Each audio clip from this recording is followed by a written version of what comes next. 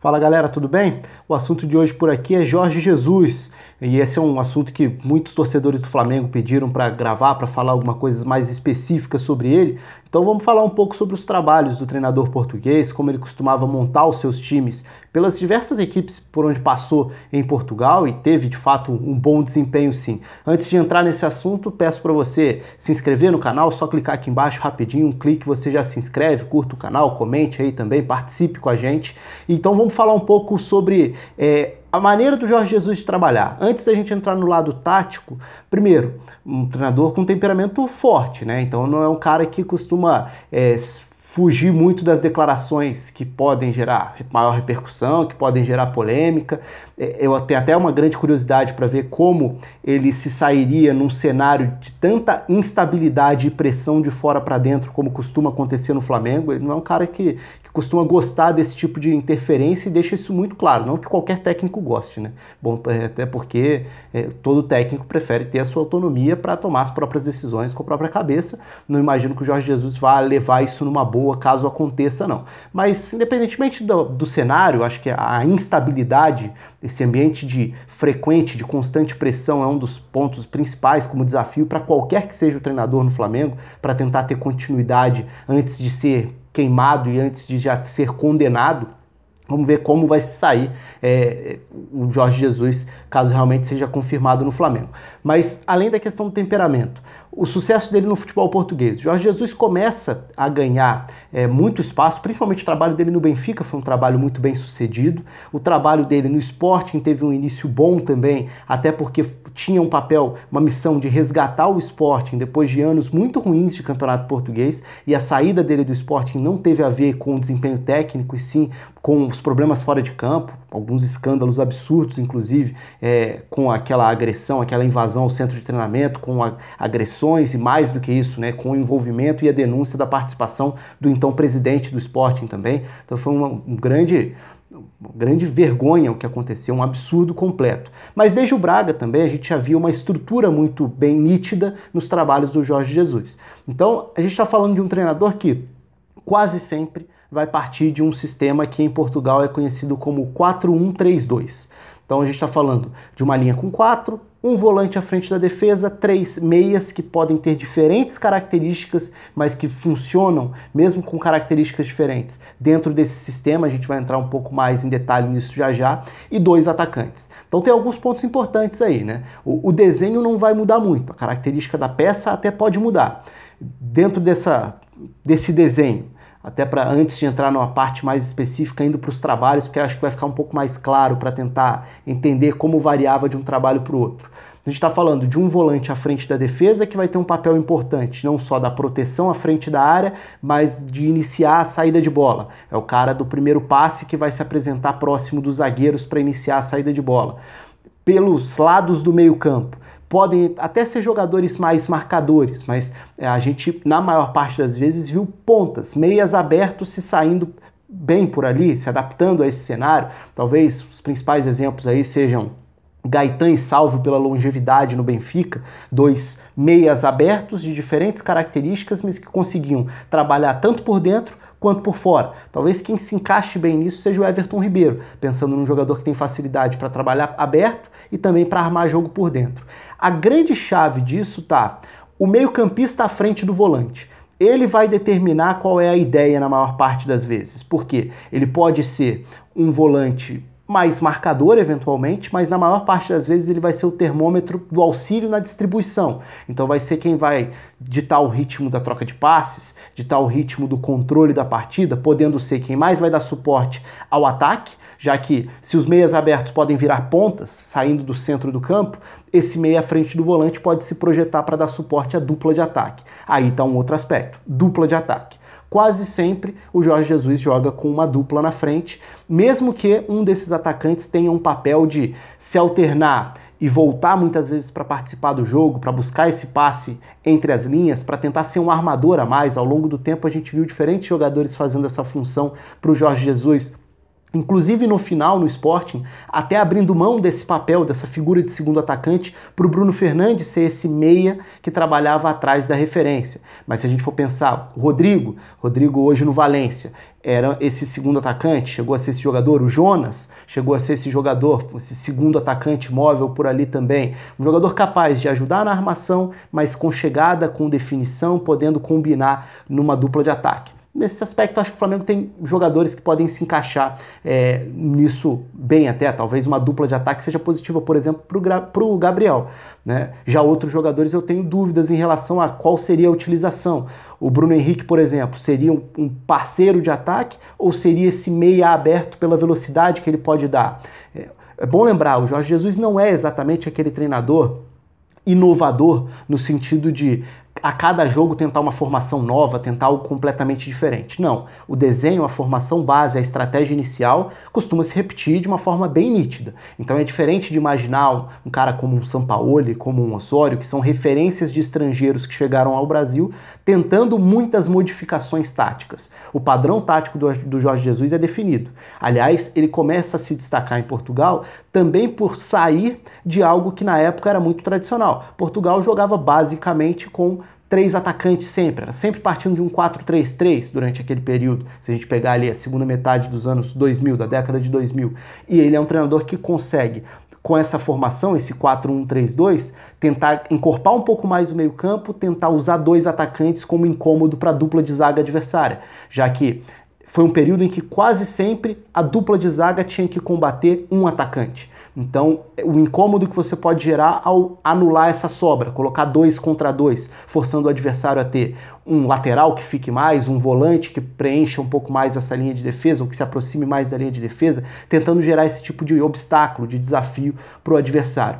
No momento da construção com a bola, um dos laterais costuma ficar como base, ajudando a linha de defesa nessa cobertura, nesse equilíbrio defensivo também.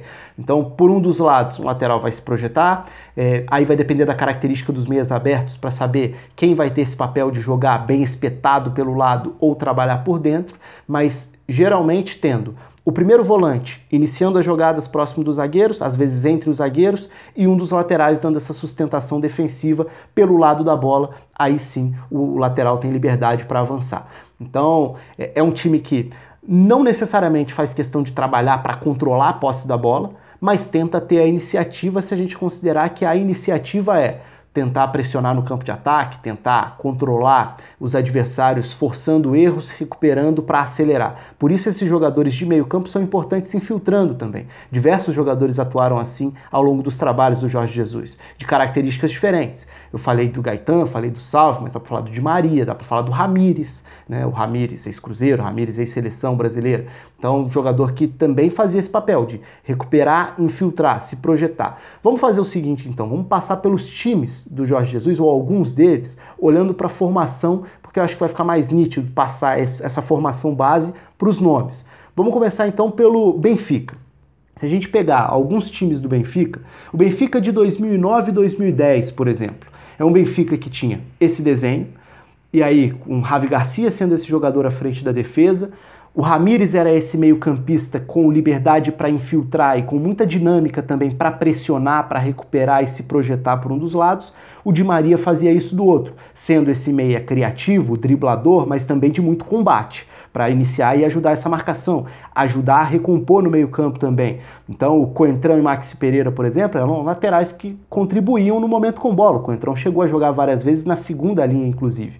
E por dentro, aí está a variação importante. Quem joga à frente do Javi Garcia?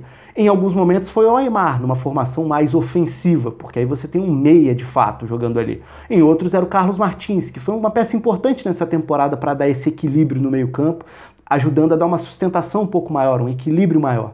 No ataque, Saviola e Cardoso. Cardoso como essa referência, um pivô, um cara forte fisicamente, um cara forte no jogo aéreo, e o Saviola como esse segundo atacante capaz de se mexer pelo campo, capaz de buscar as tabelas, de infiltrar, de dar velocidade.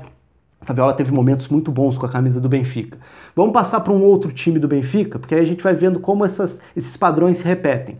2011 e 2012 é um Benfica que tem já algumas modificações, mas no meio-campo, Javi Garcia à frente da defesa sendo esse primeiro volante. Witsel, o belga, era esse segundo jogador do meio-campo. Também um jogador capaz de se lançar à frente, mas que dava essa sustentação com força física, poder de marcação, ajudando na organização e ajudando a compensar um meio-campo que tinha 2 pontas, né? Nolito e Gaetan. O Nolito é um atacante pela esquerda, mas ele ajudava a compor esse lado esquerdo do campo. O Gaetan é um meia que tem facilidade para jogar pelos lados, mais facilidade, mas até por jogar muitas vezes na direita, tinha a tendência de trazer para dentro, então virava uma opção a mais por dentro. Aí a alternância maior nessa temporada foi entre Saviola e Aimar, de novo, tendo ou mais um meia ou um segundo atacante próximo do Cardoso. Passando para outro time, 2013 e 2014, o padrão se repete, peças diferentes. Nessa altura, já com mudança, não só na linha de defesa, com Guilherme Siqueira, por exemplo, no gol com o Oblak, Matite, outro jogador que cresce no Benfica, né? Jogando como esse primeiro volante no sistema do Jorge Jesus. Quem dava esse equilíbrio no meio-campo? O Enzo Pérez, também um meio-campista versátil, que teve momentos, por exemplo, no Estudiantes, na seleção argentina, de meio aberto, mas que é um meio-campista. Ele jogava à frente do Matite. De um lado, o Gaetan, que está em quase todas essas escalações ao longo do tempo no Benfica. Do outro lado, o Markovic, de novo um meia mais agudo, um jogador de velocidade. Na frente, Rodrigo, um segundo atacante com essa facilidade de circular próximo da referência, na maior parte das vezes foi o Lima, mas o Cardoso ainda estava no elenco, mas também o Rodrigo capaz de voltar para ajudar a dar suporte ao meio-campo na tentativa de criar jogadas. Então esses são alguns dos times do Benfica, 2014 e 2015, outras mudanças. Nessa altura, o Samaris passa a ser esse primeiro volante, Salvio e Gaetan como os meias abertos, agora com o Jonas sendo esse cara que encosta no Lima. Um ponto interessante aí, porque vale até na tentativa de entender as adaptações possíveis para os jogadores dentro do sistema. O Pizzi foi uma das grandes adaptações do Jorge Jesus nos tempos de Benfica, porque o Pizzi teve momentos da carreira em que era um meia aberto e ele cresce muito como esse meio-campista organizador à frente do volante, com qualidade de passe, qualidade de distribuição, passando a ser até um jogador de seleção que até hoje apresenta um bom nível. E qual foi a outra consequência disso? Talisca. O Talisca começou bem essa temporada, jogando mais solto, jogando como um segundo atacante, mas depois que é recuado para fazer esse papel vindo de trás, já não consegue render tão bem e depois acaba perdendo um pouco de espaço no time também. E o Pizzi, sendo esse organizador, cresceu. Aí é onde eu tenho uma curiosidade. Será que o Diego pode virar uma alternativa para fazer essa função? Será que ele tem essa capacidade de ser esse segundo meio-campista distribuindo num time que não necessariamente vai ficar com a bola o tempo inteiro, mas que vai tentar acelerar? Ele tem essa característica de dar opção de passe, de tentar voltar, se apresentar para o jogo também, já que esse meia central, na maior parte das vezes, é quem tenta fazer esse papel. Se a gente quiser voltar mais no tempo, por exemplo, só como exemplo, o Braga de 2008 e 2009 do Jorge Jesus tinha o mesmo desenho. Então tá aí, por exemplo, o Alan era esse jogador por um lado, César Peixoto pelo outro, variava, era o Márcio Mossoró ou o Luiz Aguiar uruguaio, esse meia que jogava à frente do Vandinho. Os atacantes se alternavam, podia ser o Paulo César, podia ser o Meyong, tinha o Renteria. Em alguns momentos o Márcio Mossoró era esse segundo atacante para o time ter o Luiz Aguiar como organizador à frente do Vandinho, mas como eu falei, assim, os desenhos não mudam, a forma de jogar é sempre muito parecida. O Sport, em 2015 e 2016, já um outro trabalho do Jorge Jesus, mesmo desenho. Adrien Silva como esse meio-campista que dava o equilíbrio, a distribuição. João Mário não era exatamente um ponta, mas atingiu um nível muito bom, sendo esse jogador da intensidade, das transições. Recupera, pressiona, desarma, acelera. Fez uma temporada muito boa jogando como esse meio-campista pelo lado. Do outro lado se alternavam Bruno César, Brian Ruiz, enquanto na frente Theo Gutierrez e Slimani. No fim do trabalho do Jorge Jesus, mesmo sistema, só que aí com algumas modificações um pouco mais nítidas. Por quê?